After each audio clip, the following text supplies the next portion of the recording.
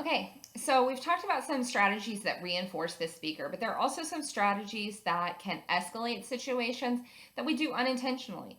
So sometimes we don't mean to escalate a situation and we don't mean to offend someone, but there are certain listening strategies or reflection strategies that can actually escalate the situation that we want to try and avoid.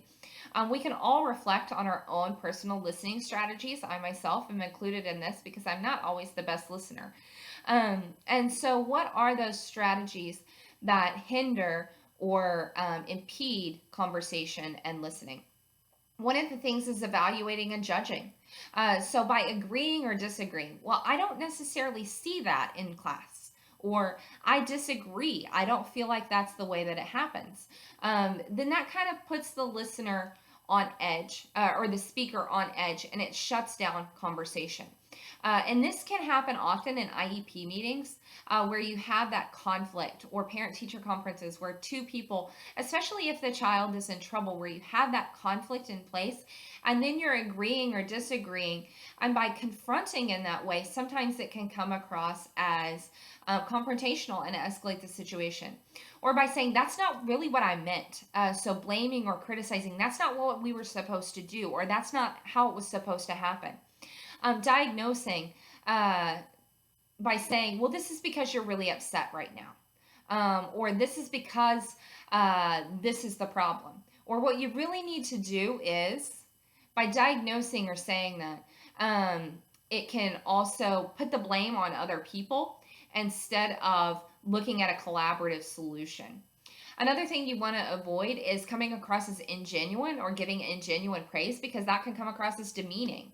Well, you've made a lot of progress, but, or you've always made it in the past. They've always done okay. They've always survived the school year.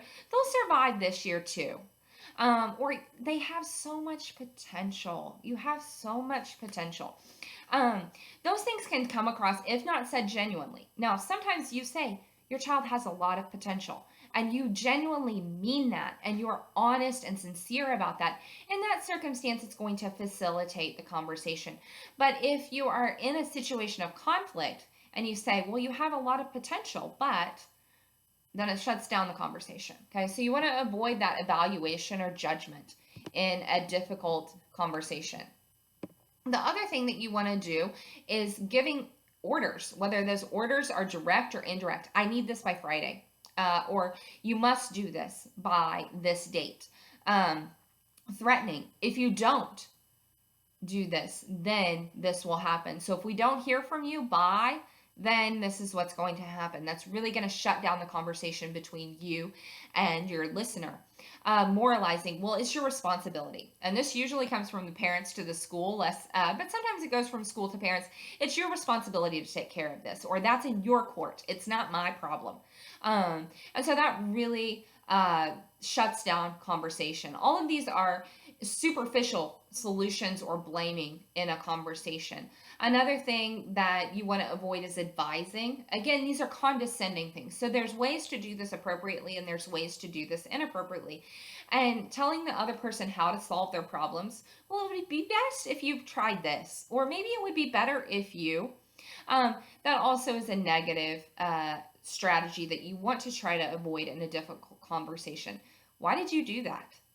Or did you learn anything? So if you're asking close-ended questions, then a lot of times that also shuts down your conversation. The last thing that you want to avoid is withdrawing from the conversation. So experience tells us that if we do this, this is what's going to happen.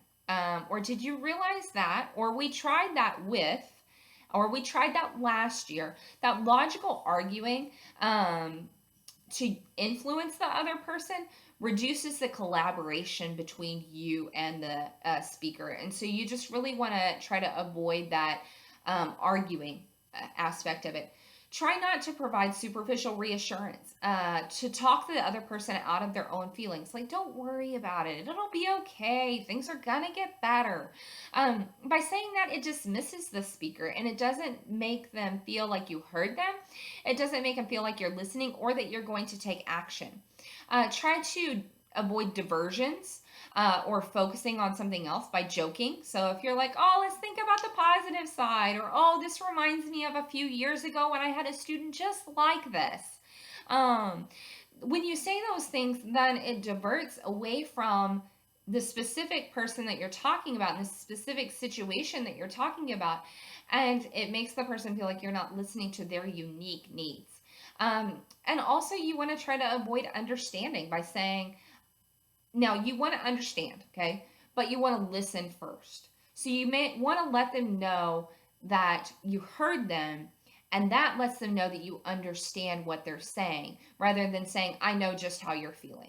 Because nobody knows how another person is feeling unless they say, it sounds like you're feeling really frustrated right now. Because that's more of a question. It sounds to me like you're feeling really frustrated right now. It sounds like you're feeling really frustrated right now.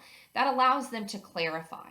And it leaves it as an open-ended question for them to correct you versus, I know just how you're feeling. Okay.